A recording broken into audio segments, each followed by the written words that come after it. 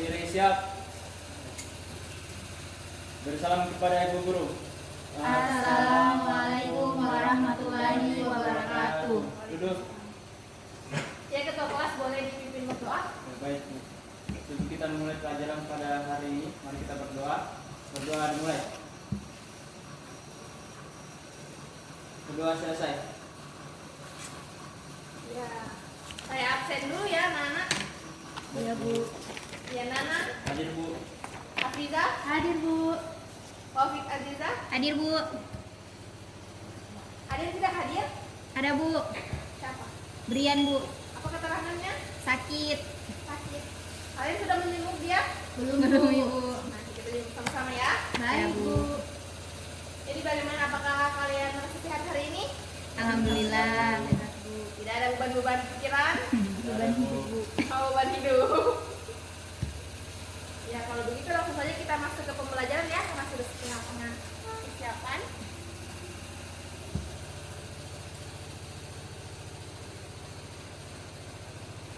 Ya, materi yang akan kita bawa pada hari ini adalah materi tentang pengukuran. Bisa kalian lihat sendiri kompetensi dasar yang harus dicapai, yaitu menerapkan prinsip-prinsip pengukuran besaran fisis, ketepatan, ketelitian, dan angka penting serta notasi ilmiah. Kemudian menyajikan hasil pengukuran besaran fisis berikut ketelitiannya dengan menggunakan peralatan dan teknik yang tepat serta mengikuti kaidah angka penting untuk suatu penyelidikan ilmiah. Isin, Bu, isin. Kipas air, Bang.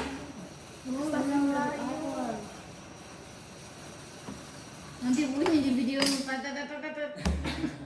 Suara apa itu, Bu? Ya, sudah kalian baca anak-anak? Sudah, Bu. Kursnya? Sudah. Tujuan pembelajarannya yaitu mengamati pembuatan tabel, nama besaran, alat ukur, cara mengukur, lalu membuat daftar tabel nama besaran, nama alat ukur, dan cara mengukur, dan satuan yang digunakan serta secara individu, termasuk yang berlaku di daerah setempat. Kemudian menyebutkan beberapa alat ukur panjang, alat ukur massa, dan alat ukur waktu. Kemudian menggunakan alat ukur panjang, alat ukur massa, dan alat ukur waktu. Di sini kita hanya menggunakan alat ukur panjang yang berupa mistar karena ketidaksediaan alatnya. Kemudian akan kita capai juga menemukan cara membaca skala dan menuliskan hasil pengukuran. Setelah kalian mengukur, melaksanakan pengukuran, akan dilaksanakan presentasi hasil pengukurannya. Kita masuk ke materi yang pertama, tentang besaran pokok. Besaran pokok adalah besaran yang satuannya telah ditentukan terlebih dahulu dan tidak diturunkan dari besaran-besaran lain. Terdapat 7 macam besaran pokok yang bisa kalian lihat di bawah sini, yaitu panjang dilambangkan dengan L, satuannya adalah meter, massa dilambangkan dengan M kecil, untuk satuannya adalah kilogram. Besaran pokok waktu ditandai dengan simbol T, satuannya yaitu sekon, watt alus listrik atau I, satuannya itu ampere, suhu dilambangkan dengan T besar, satuannya adalah Kelvin. Kemudian intensitas cahaya atau I, kandela, jumlah zat atau N, satuannya adalah mol. Bisa kalian pahami? Bisa Bu. Bisa, Bu. Oke, kita lanjut lagi. Ya, setelah besaran pokok ada lagi namanya besaran turunan. Besaran turunan ini adalah besaran yang diturunkan dari besaran pokok. Artinya untuk menentukan besaran ini harus menggunakan rumus-rumus tertentu yang memuat besaran-besaran pokok. Contoh besaran turunan adalah luas, volume, kecepatan, gaya, usaha, energi, tekanan, percepatan, dan lain-lain. Ya, setelah besaran turunan tadi, kita lanjut ke konsep dimensi. Dimensi adalah bentuk penulisan suatu besaran menggunakan lambang besaran-besaran pokok. Penulisan lambang besaran pokok tersebut diapit oleh kurung siku. Contohnya sebagai berikut. Ini kecepatan adalah S per T, yaitu jarak per waktu. Menghasilkan L ini adalah dimensinya panjang, T adalah dimensi waktu. Ini kalian lihat. Ini daftarnya. Jadi jika kalian ingin mengonversi satuan atau besaran pokok dan besaran turunan ke dalam bentuk dimensi, kalian harus memperhatikan tabel ini. Kalian harus memahami juga perubahan-perubahannya Seperti ini, panjang, lambangnya adalah L kecil, satuannya meter, kemudian dimensinya menjadi L, dan seterusnya. Kalian bisa perhatikan. Kemudian kita lanjutkan lagi. Ya, lalu aturan tentang angka penting. Ya, angka penting adalah semua angka yang diperoleh dari hasil pengukuran, meliputi angka pasti dan angka taksiran. Penulisan angka penting menunjukkan ketelitian suatu hasil pengukuran. Ya, aturan angka penting yang bisa kita lihat di bawah sini. Semua angka bukan nol merupakan angka penting. Contohnya 2,34 memiliki 3 angka penting. 65,765 memiliki 5 angka penting. Nah, terdapat 5 angka di dalamnya. Kemudian semua angka nol yang terletak di antara angka bukan nol merupakan angka penting. Nah, contohnya 3,009 memiliki 4 angka penting karena terdapat 4 angka di dalamnya. Lalu nol ini terapit oleh 2 angka yang bukan nol. Maka nol ini termasuk angka pentingnya. Kemudian angka 0 terletak di sebelah kanan angka bukan 0 merupakan angka penting. Contohnya 3.000 memiliki 4 angka penting. Dan 1,230 memiliki 4 angka penting juga. Kemudian angka 0 yang terletak di sebelah kiri angka bukan 0, baik di kiri maupun di kanan koma, bukan termasuk angka penting. Contohnya 0,1 yang memiliki 1 angka penting. Angka pentingnya yaitu 1, karena tadi 0 tidak termasuk angka pentingnya. Kemudian 0,005 memiliki 1 angka penting. Semua angka sebelum faktor pengali pada notasi ilmiah merupakan angka penting. Oke. Di angka penting ini ada juga operasi penjumlahan dan pengurangannya. Yang pertama, kita lihat di sini operasi penjumlahannya. Tidak ada aturan khusus pada operasi penjumlahan dan pengurangan, hanya saja pembulatan untuk bilangan desimal mengikuti angka taksiran paling sedikit. Contohnya adalah berikut. 1,23 tambah 6,5 sama dengan 7,73 atau sebanding dengan 7,7 karena dibulatkan ke bawah. Karena dia kalau angka dari 1 sampai 4 itu dibulatkan ke bawah. Jika 5 sampai 9 itu dibulatkan ke atas. Karena 3 itu merupakan angka yang dibulatkan ke bawah, maka jadinya adalah 7,7. Baik, Bu. Ya, untuk pembulatan ini jika angka terakhir lebih besar dari 5 ya, kayak ini tadi. Bulatkan Ya. ke atas. Ya, bulatkan ke atas. Lebih dari 5 ya. Inilah contohnya, sekalian lihat juga. Ada yang ingin bertanya? Terus ini? Belum. Baik, kita lanjutkan lagi ya. Kemudian ada operasi perkalian dan pembagian juga. Jika menggunakan aturan angka penting, hasil perkalian antara dua bilangan atau lebih menghasilkan bilangan yang jumlah angka pentingnya sama dengan angka penting paling sedikit. Contohnya adalah 2,1 yang terdapat 2 angka penting dikali 2,25 yang terdapat 3 angka penting. Jadi hasilnya ini menjadi 2 angka penting saja karena seperti aturan yang tadi kita bacakan, dia mengikuti angka penting yang paling sedikit. Karena di sini 2,1 adalah angka penting yang paling sedikit, maka 2 angka penting juga akan kita ambil. Hasil dari 4,725 ini kemudian kita kasih sebanding, kita bulatkan menjadi 4,7, yaitu 2 angka pentingnya seperti aturan tadi. Ada yang ingin ditanyakan kembali? Belum, Ibu. Ya. Hal yang harus dipahami bahwa dalam fisika besaran-besaran hasil pengukuran tidak hanya berupa puluhan, ribuan, ratusan ribu, tetapi juga skala makro dan mikro. Contoh saja massa bumi atau massa elektron. Untuk menulis massa elektron yang tidak terlihat oleh mata telanjang tentunya sangat sulit karena ukurannya sangat kecil. Oleh karena itu dibentuklah suatu notasi yang disebut notasi ilmiah. Notasi ilmiah ini akan mempermudah dalam menentukan suatu nilai besaran yang terlalu besar atau terlalu kecil. Penulisannya itu sebagai berikut. A kali 10 pangkat N. A ini bilangan satuannya seperti 1 sampai 9. Kemudian boleh juga ada angka desimalnya. N ini pangkat N-nya adalah ordo atau pangkatnya. Seperti misalnya dia masanya elektron pengumpulan 9,1 kali 10 pangkat min 31 kan?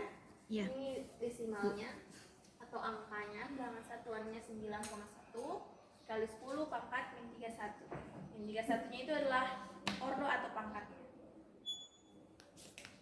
Kemudian konsep pengukuran.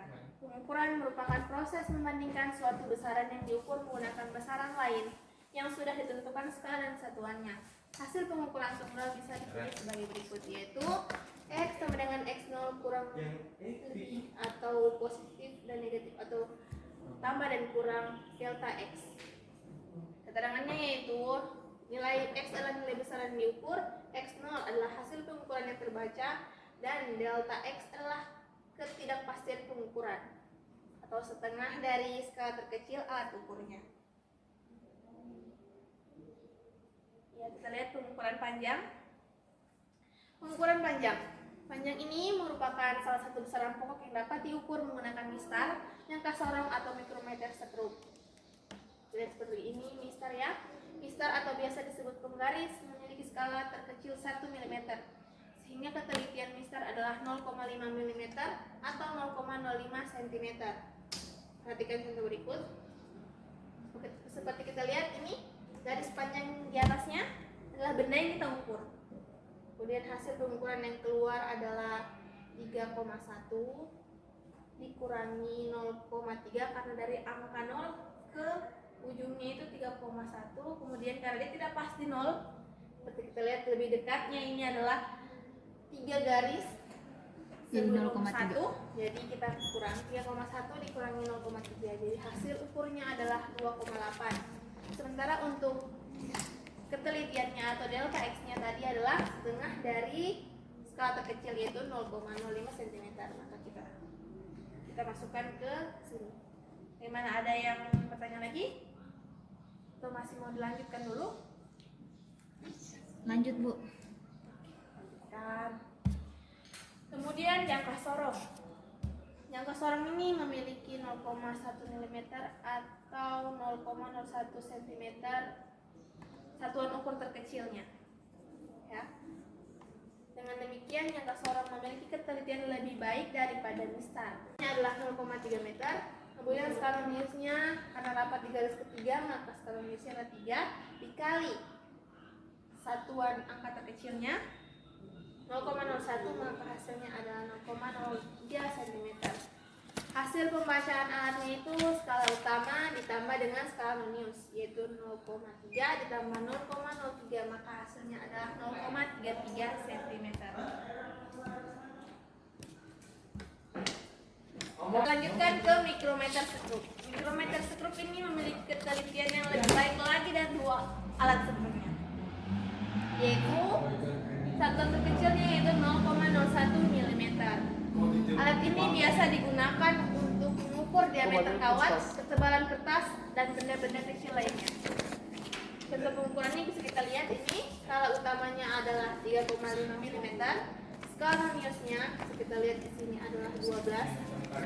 Jadinya dikali 12 dikali 0,01 mm, maka hasilnya 0,12 mm. Hasil pembacaan alatnya yaitu skala utama dan ditambahkan skala minus, maka hasilnya adalah 3,5 ditambah 0,12 sama dengan 3,62 mm. Lanjutkan dengan pengukuran massa. Massa adalah salah satu besaran pokok yang bisa diukur menggunakan timbangan atau neraca. Neraca yang biasa digunakan pada skala laboratorium adalah neraca Ohaus 3 lengan. Neraca tersebut memiliki 3 lengan dengan rincian sebagai berikut. Lengan belakang memiliki skala 0 sampai 500 gram, lengan tengah memiliki skala 0 sampai 100 gram, dan lengan depan memiliki skala 0 sampai 10 gram. Oke, kita lanjutkan dulu ya.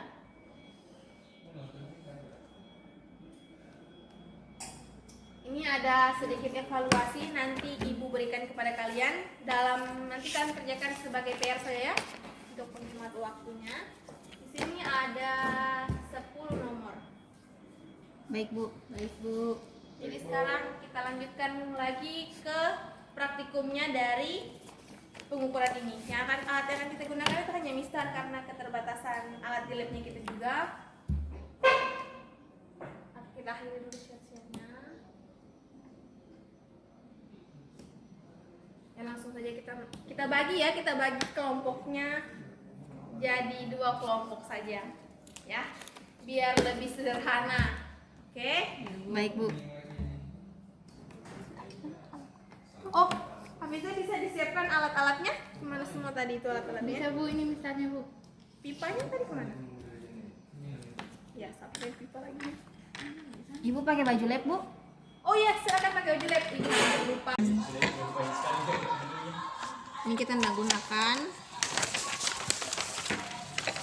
Nah, ini kalian harus jawab. Ya, 3 dan 4. Ya, Oke?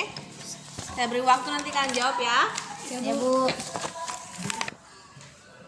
Ya, setelah melakukan pengukuran dan menghitung hasilnya, bisa kalian paparkan jawaban dari pertanyaan-pertanyaan di belakang. Ya, Bu. Bisa, Bu. Silakan kepada saudari Wafik, anakku tersayang. Jadi kan udah disayang. Oh iya disayang ya. Silakan Wafik. Hasil pengukuran Nggak usah grogi nak. pipa Iya ya. Jangan bermain-bermain ya. Serius tapi santai. hasil pengukuran pipa untuk ketebalan pada perlakuan pertama 2,1 cm plus minus 0,05 cm. Perlakuan 2 2,1 plus minus 0,05 cm. Perlakuan 3 2,1 cm plus minus 0,05 cm. Pada diameter dalam perlakuan pertama, pengukuran menggunakan mistar yang diukur yaitu pipa pada ketebalan perlakuan pertama diperoleh 2,1 cm plus minus 0,05 cm. Perlakuan 2 2,1 cm plus minus 0,05 cm. Perlakuan 3 2,1 cm plus minus 0,05 cm. Pada diameter dalam perlakuan pertama diperoleh 1,8 cm plus minus 0,05 cm. Perlakuan 2 1,8 cm plus minus 0,05 cm. Perlakuan 3 1,8 cm plus minus 0,05 cm. Pada diameter luar pipa diperoleh perlakuan pertama 2,2 cm plus minus 0,05 cm. Perlakuan 2 2,2 cm plus minus 0,05 cm. Pada perlakuan 3 diperoleh 2,2 cm plus minus 0,05 cm. Pada pengukuran menggunakan mistar yang diukur adalah kubus dengan ketebalan perlakuan pertama diperoleh 3 cm plus minus 0,05 cm. Tolong yang lain tenang ya. Pada perlakuan 2 3 cm plus minus 0,05 cm. Pada perlakuan 3 diperoleh 3 cm plus minus 0,05 cm. Pada panjang sisi pipa perlakuan pertama 4,3 cm plus minus 0,05 cm. Perlakuan 2 4,3 cm plus minus 0,05 cm. Perlakuan 3 diperoleh 4,3 cm plus minus 0,05 cm. Untuk pertanyaan yang kedua, mengapa Anda harus mempelajari cara ukur panjang dan massa dengan berbagai alat ukur, yaitu besaran yang diukur menggunakan besaran lainnya yang sudah ditentukan skala dan satuannya. Dan untuk kesimpulan yang kami peroleh pada percobaan ini,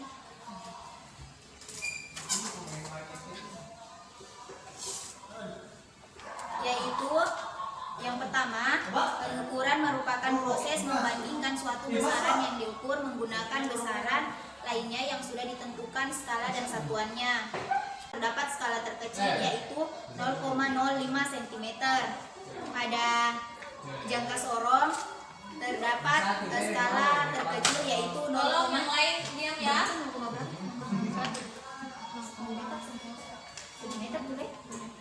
dan pada jangka sorong terdapat skala terkecil yaitu 0,01 cm, dan pada mikrometer sekrup terdapat skala terkecil yaitu 0,01 mm. Ya, terima kasih banyak. Baik Bu. Setelah pembacaan kesimpulan tadi, ya dirapikan dulu. Sebelum kita penutupan, dirapikan dulu semuanya. Ini kembalikan alat ya. Tolong Hafizah Zahra, kembalikan ke meja saya.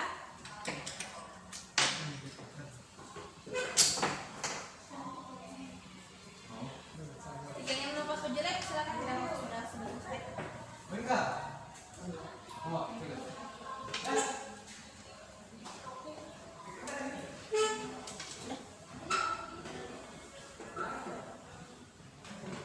Ya, dengan pembacaan kesimpulan tadi oleh saudari kita Wafidah, maka berakhir pula pembelajaran kita pada pertemuan ini. Terima kasih kepada murid-murid saya yang sudah memperhatikan dari awal sampai akhir. Terima kasih atas perhatiannya juga. Saya ucapkan terima kasih semuanya. Maka saya akhiri. Assalamualaikum warahmatullahi wabarakatuh. Waalaikumsalam warahmatullahi wabarakatuh. Terima kasih Bu. Ya, sama-sama.